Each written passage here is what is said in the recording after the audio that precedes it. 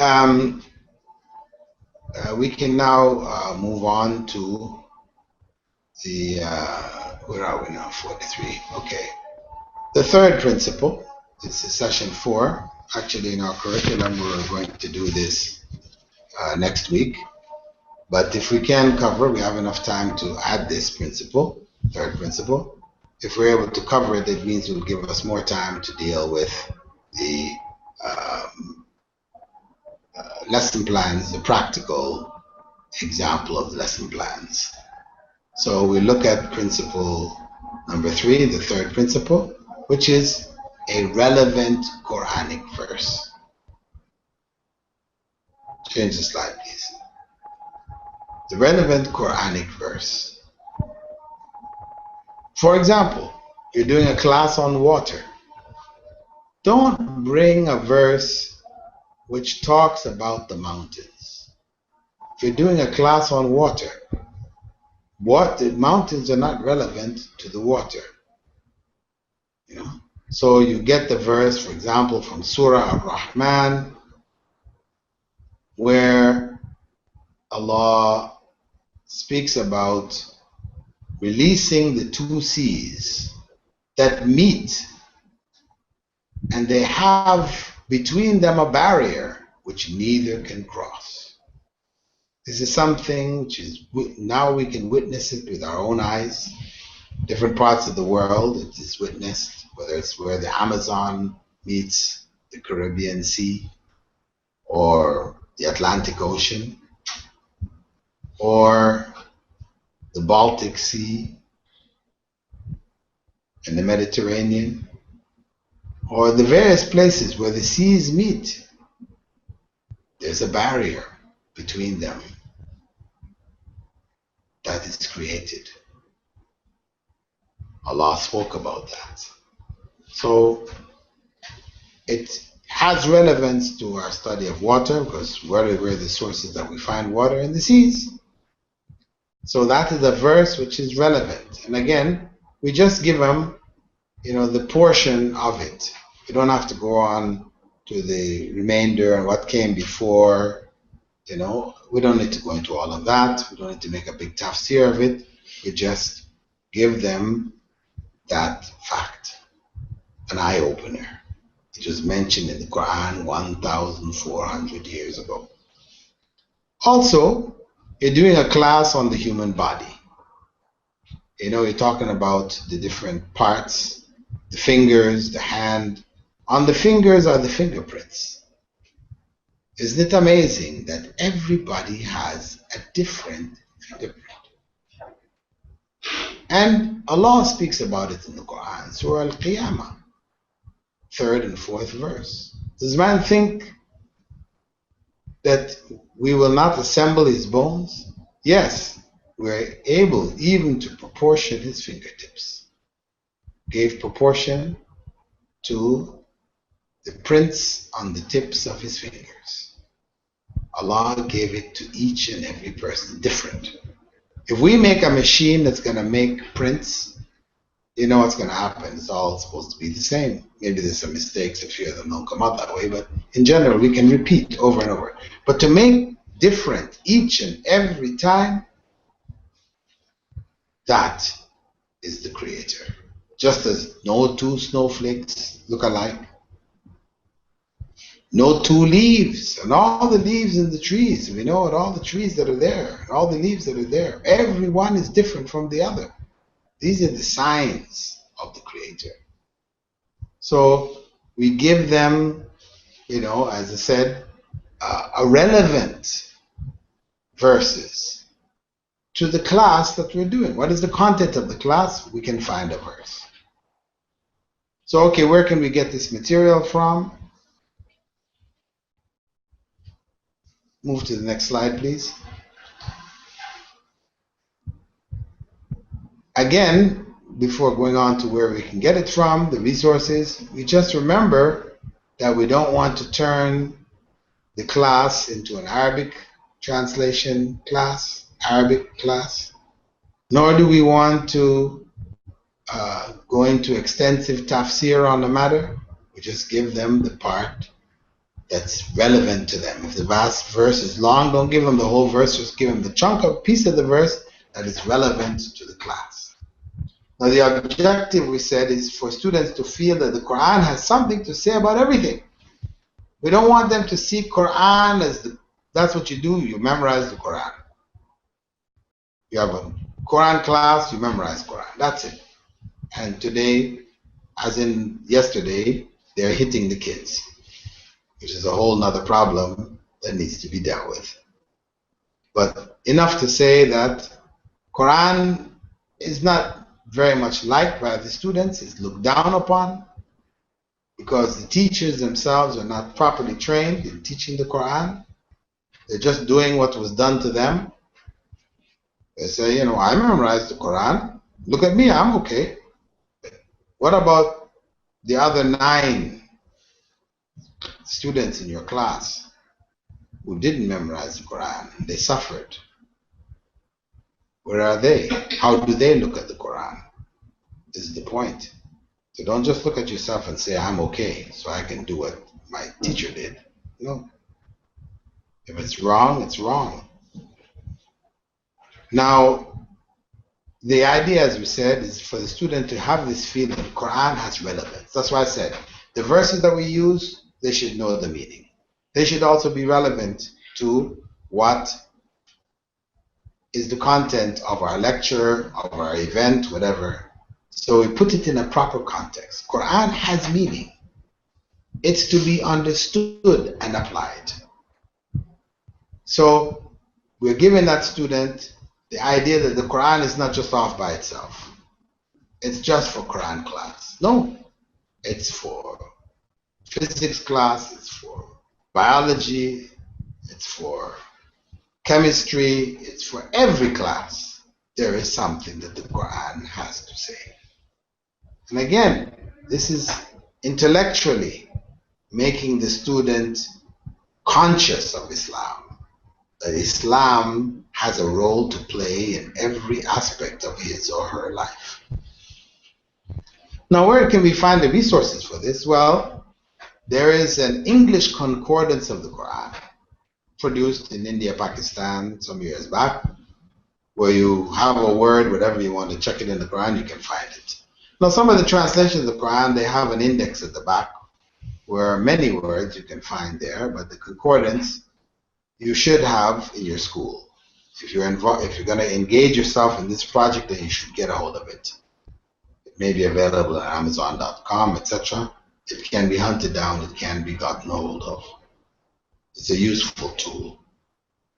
In Arabic, of course, there's Al-Mu'jam al-Mufahras li al-Fadl al-Quran. It's the Arabic version. And very simple. You just have to know a word from the verse, you can go and find the verse. So anything you want to look up, you can find all the verses which are dealing with leaves, which are dealing with trees, which are dealing with mountains. You can just easily search them. And of course, in the end, we have Sheikh Google. Whether you go for English, or you go for Arabic, most of the things that you can search here, you can get right there. So we have sufficient resources for us to be able to find a relevant verse to whatever class we're teaching, and to link the students with the Quran. Their hearts become attached to the Quran. The Quran has meaning to it. It has relevance.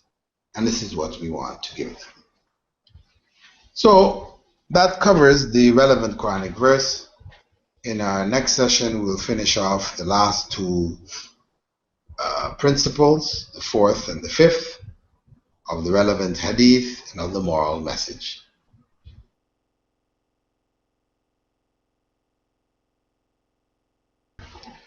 What advice can you give to the science engineering instructors in universities in Muslim countries? Well, it's the same principle. Though we're talking about high school students, teachers who are homeschoolers, etc.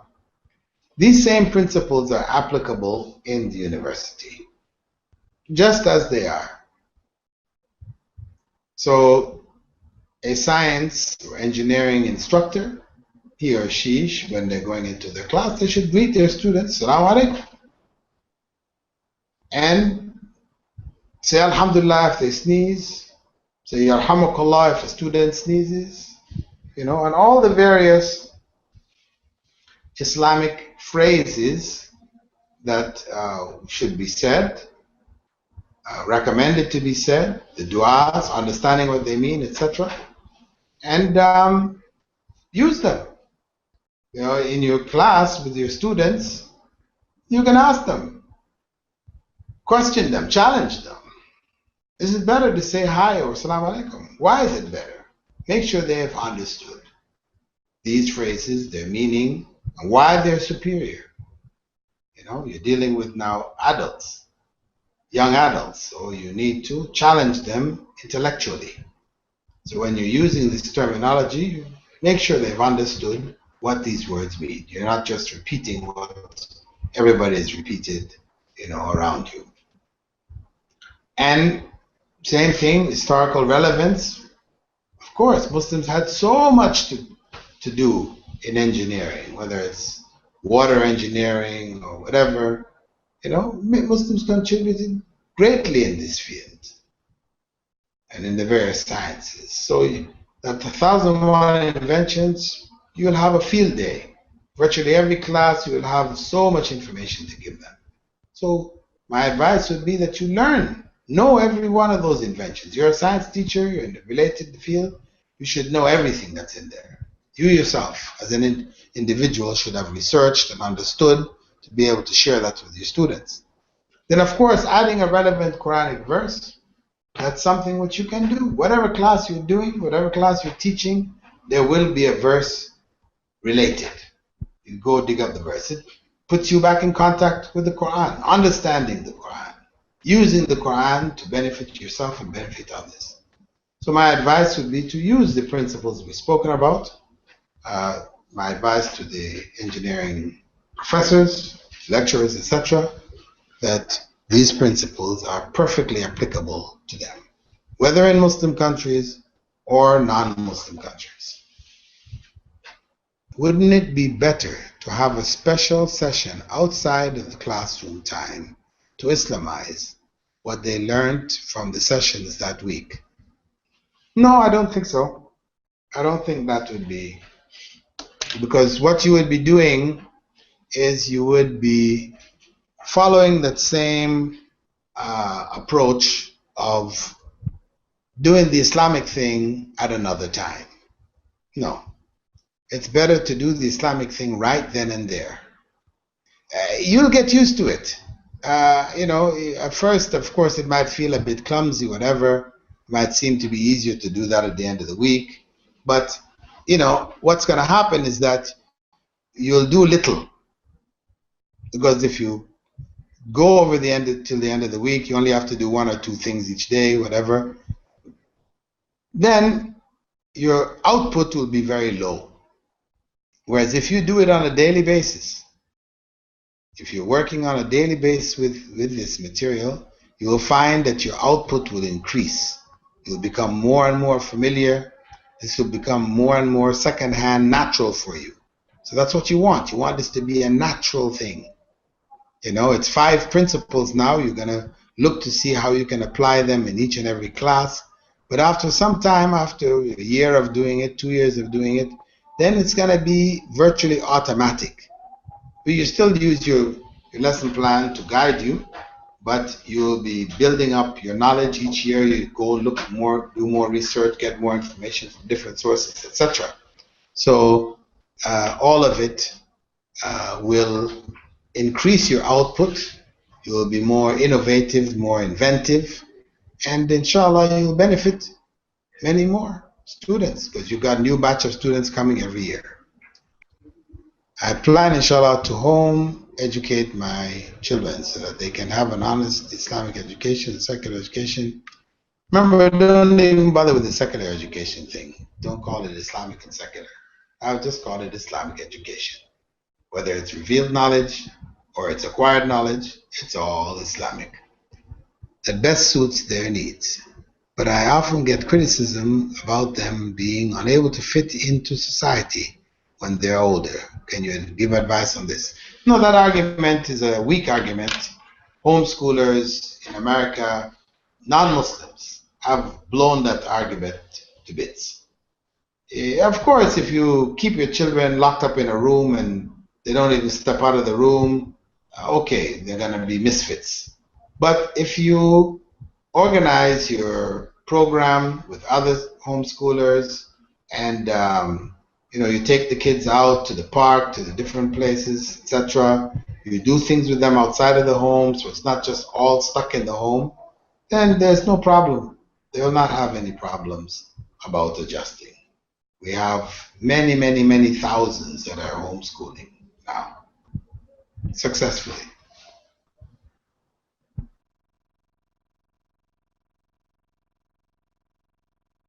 So, we are going to show in our practical session how they can submit an Islamic or Islamized lesson plan. Now, of course, the more knowledge that a teacher has, the more Islamic knowledge a teacher has, the better they're able to do this. But it doesn't mean that because a person has a weak Islamic background that they can't do it. Because the references, etc., that we're providing with a bit of research, any teacher can do this. I mean, actually, this program, I taught it in India, even to non-Muslim teachers who were engaged in providing and developing Islamic lesson plans.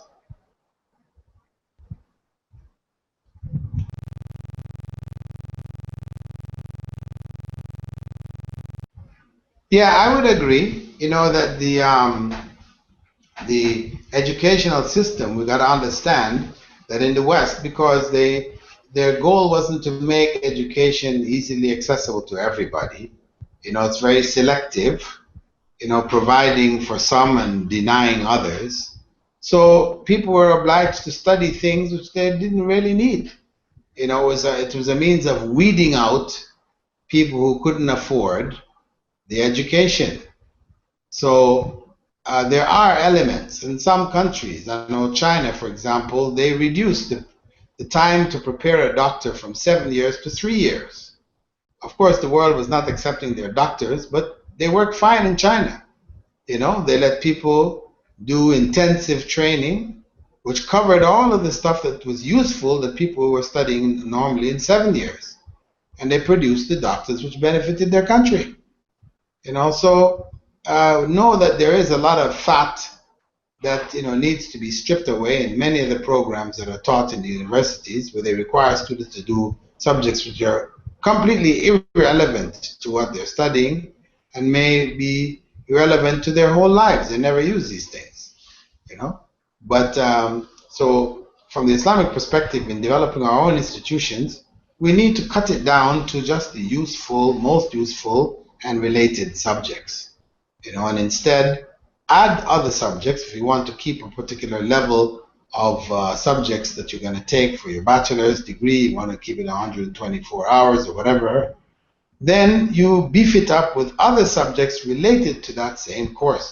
There may be subjects normally taught on the master's level, which you are now going to teach on the BA's level. So this is my feeling on that. I agree with you that we need to weed out those useless areas that are added just as fillers and as a means of sifting out and denying students access to higher knowledge.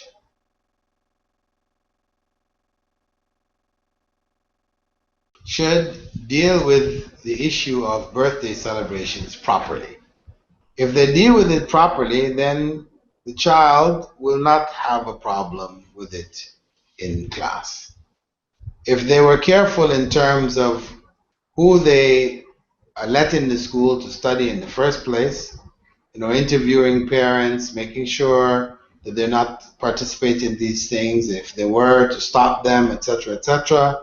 If they were, school administration was vigilant in ensuring as best as possible that the best students come to the school who are Islamically conscious, and that parents who may not be so conscious, have ways and means of developing further consciousness and to avoid such practices, which undermine the proper teachings. But this has to do with parent, teacher, administrative relationship to ensure that there's no Christmas, Easter, birthdays, and other celebrations.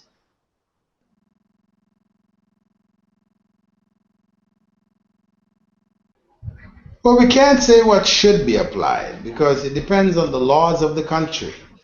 If the laws of the country says that children are not to be hit, then one is obliged to follow those laws.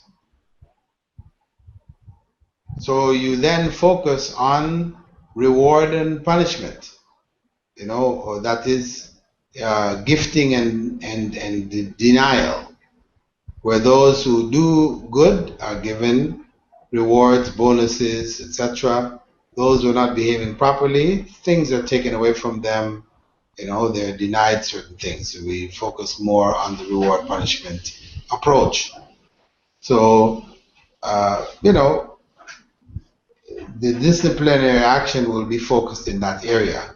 In schools which do allow parents and teachers to be able to hit students, then the student may be hit as a last resort where necessary. But as I said, that can only be in a country where the laws of the country permits it. One should not assume that what the government doesn't know about, what the police don't know about, we can get away with, so we go ahead and do it. No. If the law prohibits it, then you should avoid it. Because hitting students is not an obligation in Islam.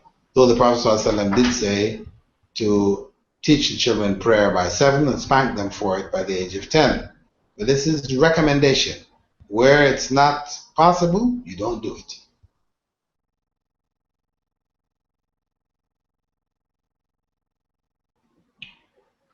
But wherever you are limited, you have to work within those limitations. But the point is that if you do this effectively, you follow the principles that I've outlined and I will continue to outline, then you will find a way to Islamize your lesson plans without overstepping the bounds which the government permits. So it's for you. If Christian schools are able to do things and Muslims are not able to do similar things, then they need to fight for their rights in France. Fight politically. I'm not talking about, going in the streets, rioting and burning and these kinds of things. But politically, support those party people who, want to make things equal between all religions and,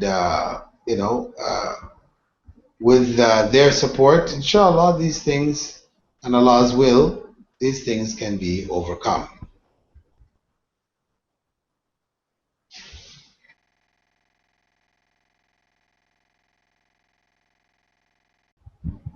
Age of segregation, I would say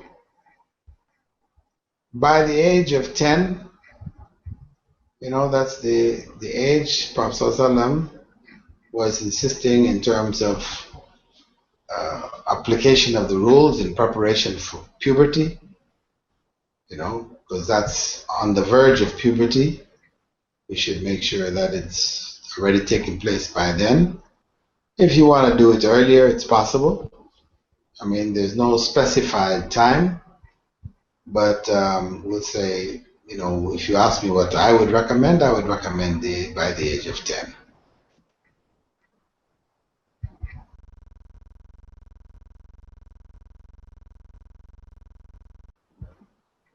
My advice in this area would be to take our course in the College of Education. We have a whole course on that. To enter in there and gain that knowledge taught by professionals in that field. So that would be my advice.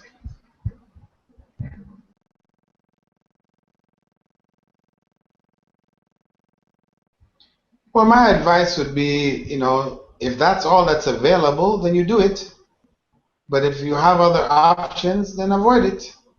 Go to one that is working on all of the subjects, on all of the levels, rather than just a mixture of secular, so-called secular subjects and Islamic subjects taught separately.